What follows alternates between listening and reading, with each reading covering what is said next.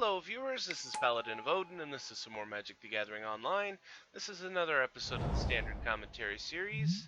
Okay, second turn, Core Blade Whirl, first strike until the end of turn. 2 for 2, ally. Okay, so black and white ally deck. Second turn, Hangerback Walker.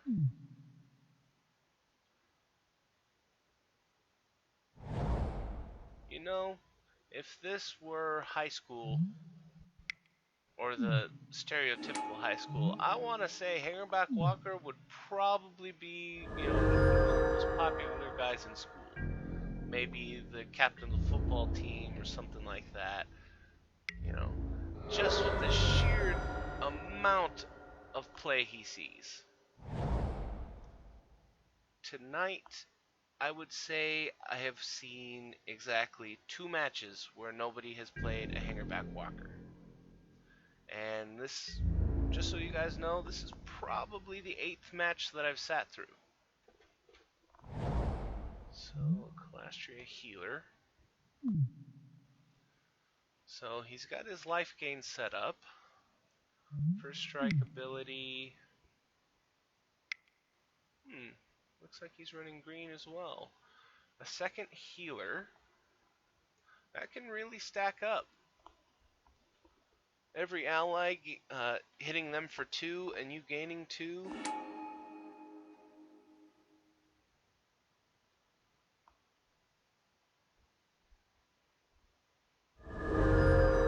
Let's see. Oh, it gives all first strike. Excuse me, I thought it was target creature. That's actually really good. Oh, and another one. So 2 more damage and 2 more life. And swing in with the Blade Whirl. Since you have a second one.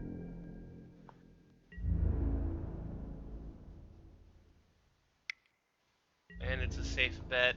You didn't buff the walker and block. Or block and then buff the walker. It's pretty dangerous. He's down to 10.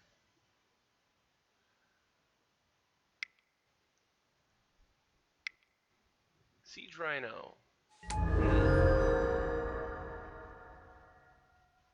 Looks like a 5-color deck. Interesting. Ally encampment. Ah, it's that.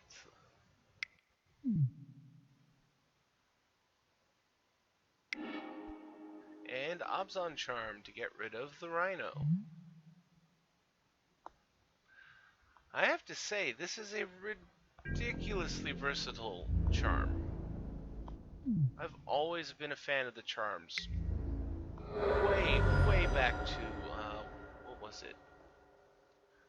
Was it Invasion or was it... I think it might have been Plane Shift when the first charm... No?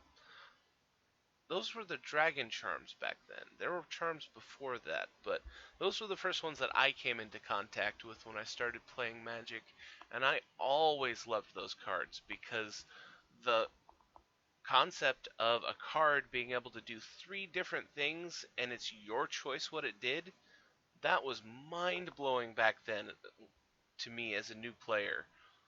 So I've always loved charms. I was going to say charm decks. I have never seen a charm deck.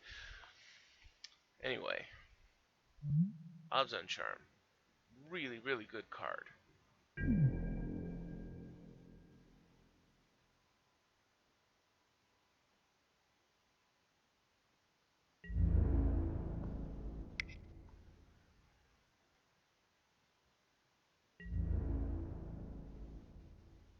Attacking with the Walker. No reason to block. He has the life to lose.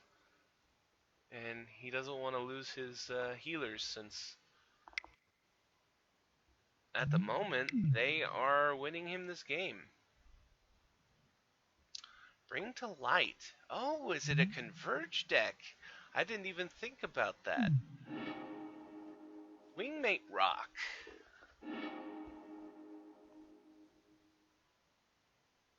So that's why he attacked.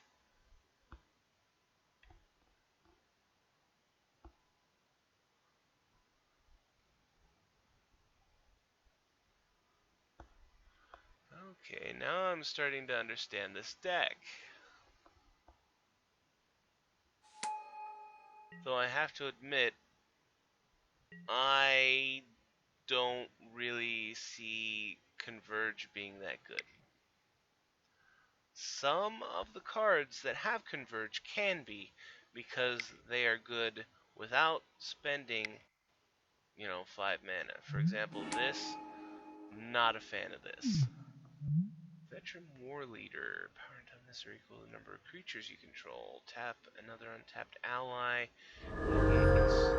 Strike, vigilance, or trample until the end of turn.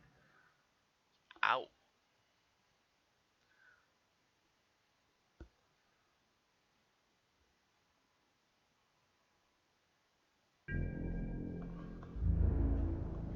With the board the way it is, it's kind of a stalemate.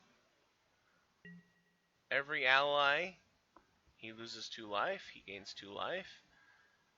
He could attack with the Wingmate Rocks, or, well, Wingmate Rock and his friend, and gain 2 life to nullify that. But if he does, he leaves it open for the 5/5.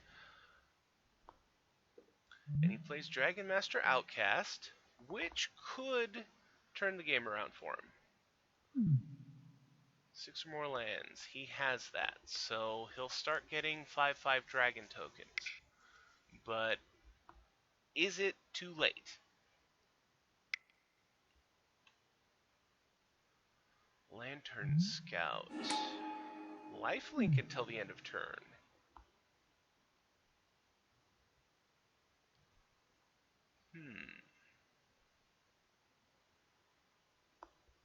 So it'll knock him down to 5, put him up to 24.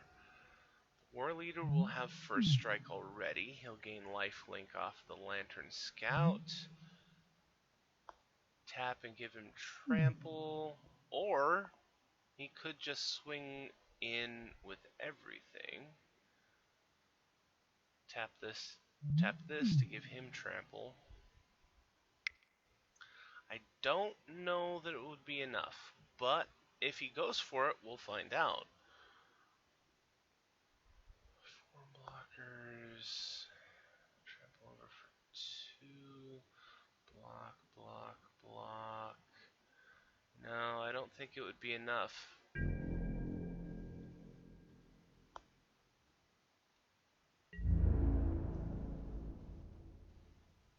And he'd lose a lot in the process.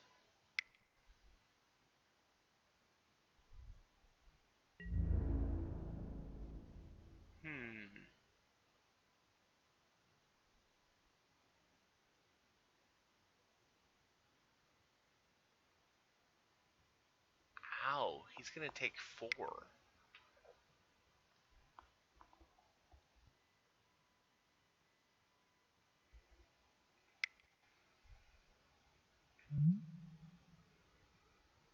Strike, life, vigilance. Oh, I thought he'd used this guy to give him trample.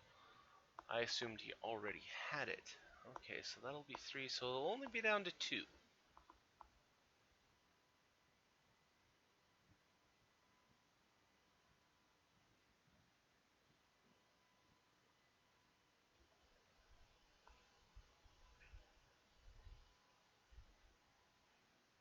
Unless he has a combat trick, or not necessarily a combat trick. Put target creature.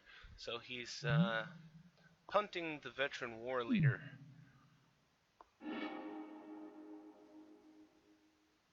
So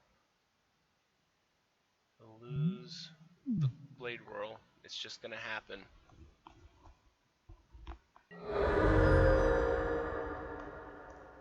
But he is at 5 life. Having the veteran war leader on top of his deck means that he is guaranteed to deal 2 more life loss and gain 2 more life on his next turn. Silk Wrap on the Dragon Master Outcast, so no dragons for you. So we're basically back in the same situation. He can't really risk attacking.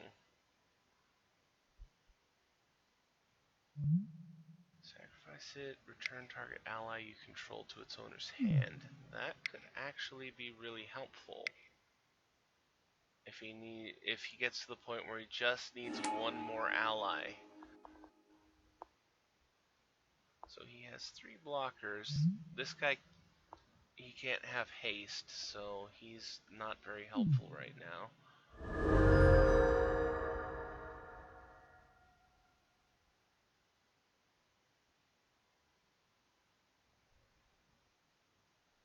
But all of them will have first strike and lifelink. But at best, he'd get through for 1 damage. And he would lose one of his healers.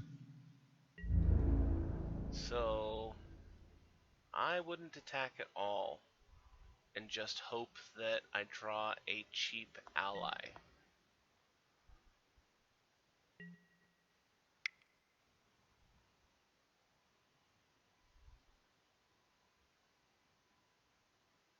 Trying to think if there are 1-drop allies.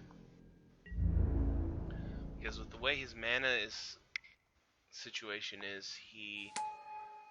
Oh, hello, Jace the Off and Off.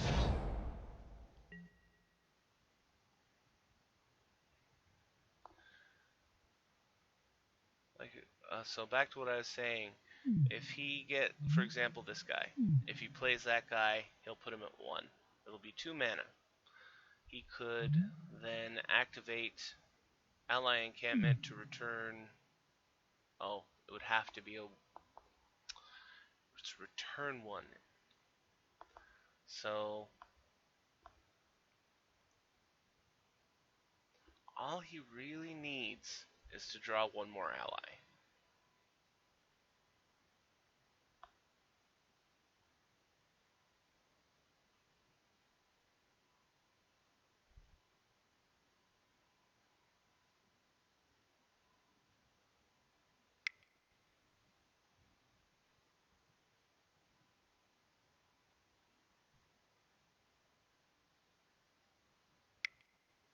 Obzon Charm to get rid of the Hangerback Walker. More importantly, to exile it, so no tokens. And he concedes. That was a really interesting match. I'm not going to say close because, well, look at the ally deck's life total. But that was some high-powered cards from the Convergence deck. So, on to game 2. Okay. Smoldering Marsh. Sandstep Citadel. Dragon Master Outcast.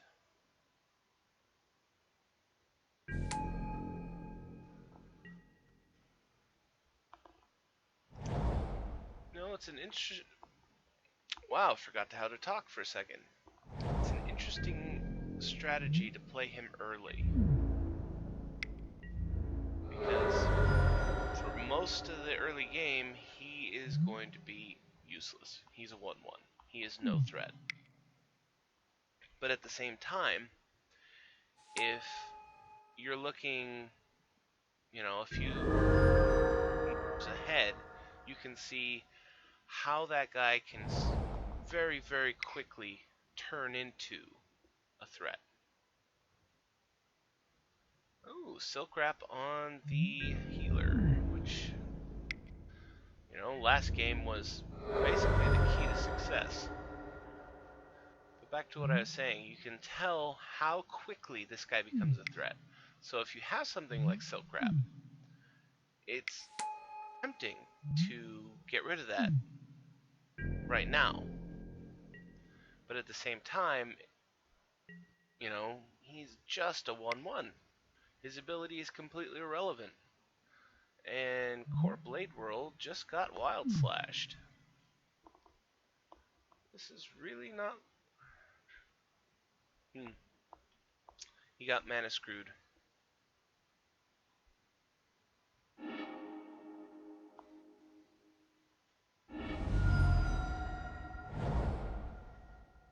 I would say you're already in trouble.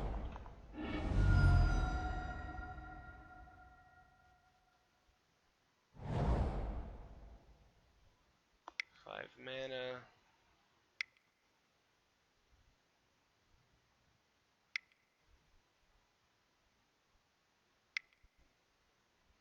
And Bring to Light. I have to say, I don't think this is a very good card. It requires way too much work for it to be viable. You have to play green and blue for one thing. And then it's a 5 mana drop. And then if you're only green and blue, you get to search for a 2. Okay, so he didn't draw a land, so he conceded, which is perfectly understandable. But straight into game 3. But back to Bring to Light. If you're only playing green and blue, you get to search for a 2-drop. And that's crap. You throw in a third land, and honestly, I'd still say, 5 mana to search up a 3, still not good. Having to go to 4 different colors of mana, just to make that worthwhile, not my opinion of a good card. Now, by all means, it is fairly easy to do it. With the sheer volume of fetch lands and dual lands, getting to 5 different mana is not that hard.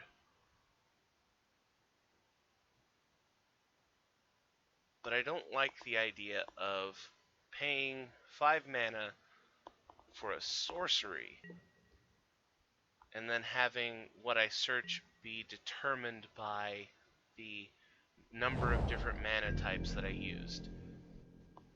I mean, I understand the design, but I don't like that card. If you're spending, just look at other cards that cost 1 red, 1 black, 1 white, 1 green, and 1 blue. In the rest of Magic, period. Go look at them. Compared to what you get with Bring to Light, there are so many other things that are so much better. So Wild Slash on the healer, which is a fair tactic now. It's become obvious that this guy is one of the key components to the deck. Now, we haven't really seen him get punchy yet. I mean, the veteran war leader, he looked like he could be pretty good. It's just you have to be able to keep your creatures on the field. And what was that? Drana's Emissary. She's good. Ooh. Infinite Obliteration.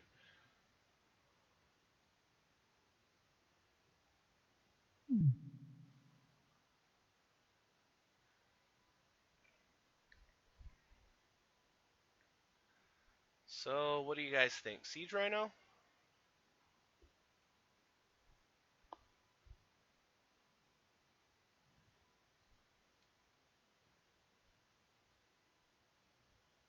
Also, that art is really cool.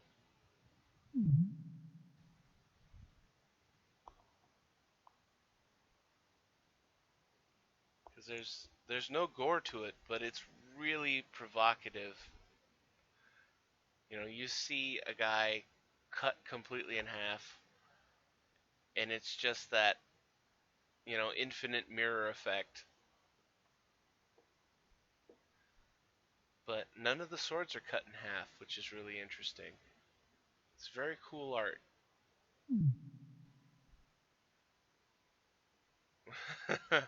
And we're still waiting for him to pick a card. And he goes with Siege Rhino. Which, not a bad choice. Siege Rhino is a very good card. And unless you have the right tools at the right time, it's really hard to deal with.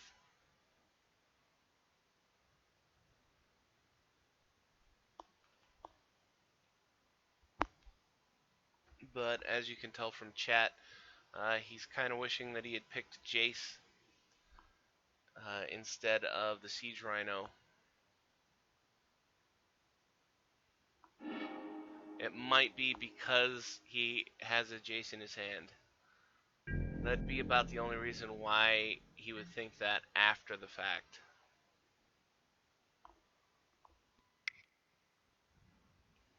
Yep, Jace, the off and oft. It would have been funny if he had gotten infinitely obliterated, because technically he wouldn't have even been offed, because he wouldn't have existed.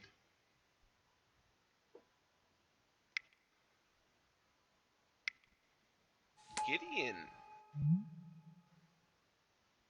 It's a good time to play him. Jace has no attack power, so even if he had the inclination to, he wouldn't, Jace wouldn't be able to do anything to Gideon. So, gets the Knight token and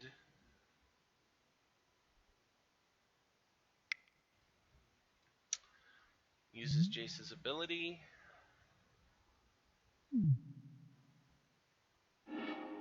Discards Polluted Delta.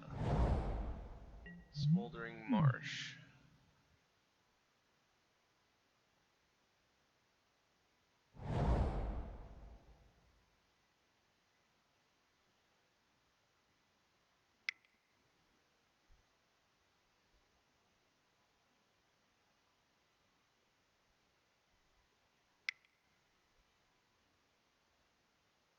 Oh, Drana.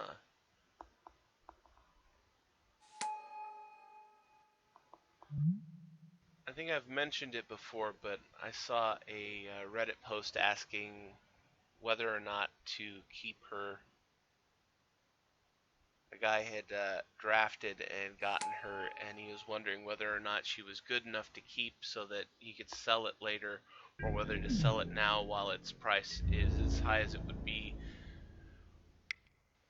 And most people were saying, if you want the best money out of her, sell her now. And I couldn't really pipe in because I'm not very experienced in Standard, and I'm not a very good seer into the future of card quality.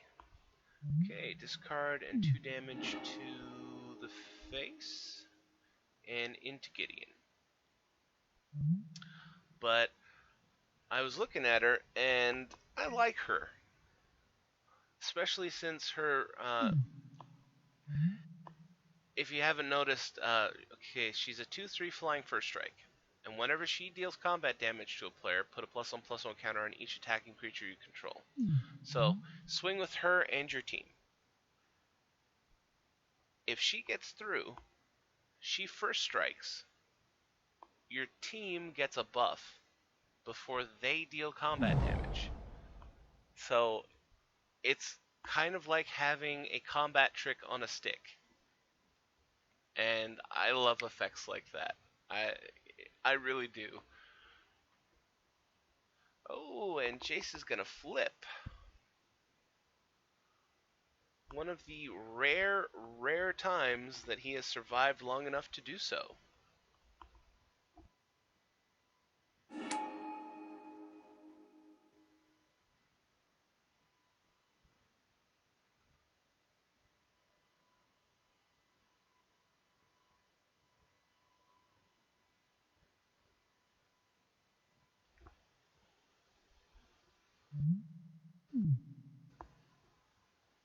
Four cards in hand. 1, 2. He could have 5 mana.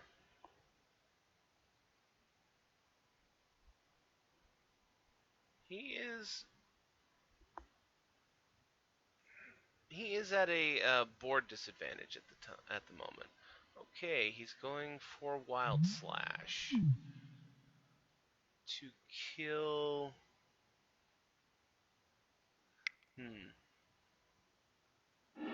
To kill Gideon.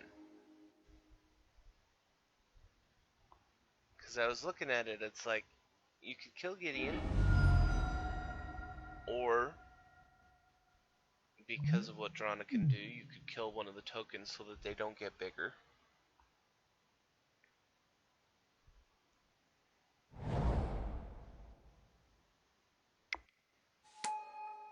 And Jace.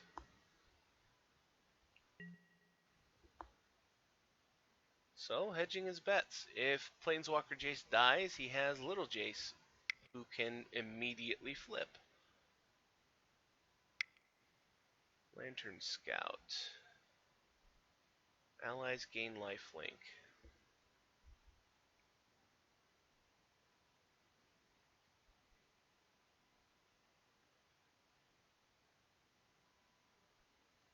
Now, there's no way in hell that he's going to block with Little Jace. So, he could send one creature over to kill Jace. And he should be able to get away with it.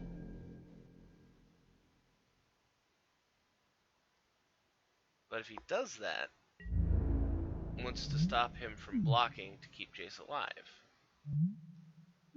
But at the same time, why would you do that when you can just get a fresh Jace on your next turn anyway?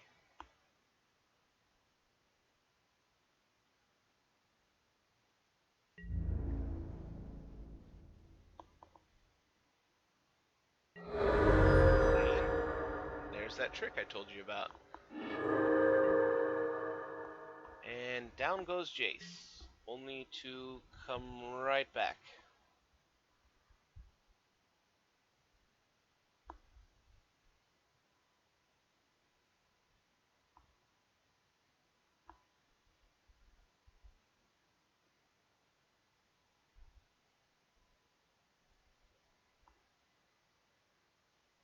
Four cards in hand.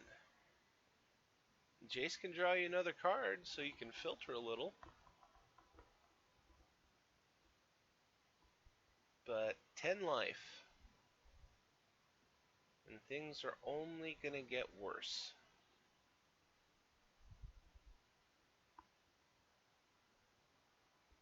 I was trying to think what what would be the best idea for the Ally Encampment's last ability, but I don't think there is a reason to use it. And it looks like he drew his card and didn't like what he saw, so he conceded. So, there you go, folks. I had fun with that match. I don't know if you guys felt that or not, but I did. I really liked that match. And I hope you guys did too. That was Convergence. I'll call it Rainbow Convergence because there are Convergence cards being used in decks that aren't 5 colors. So Rainbow Convergence versus Black-White Allies. And if you liked what you saw, hit that like and subscribe button.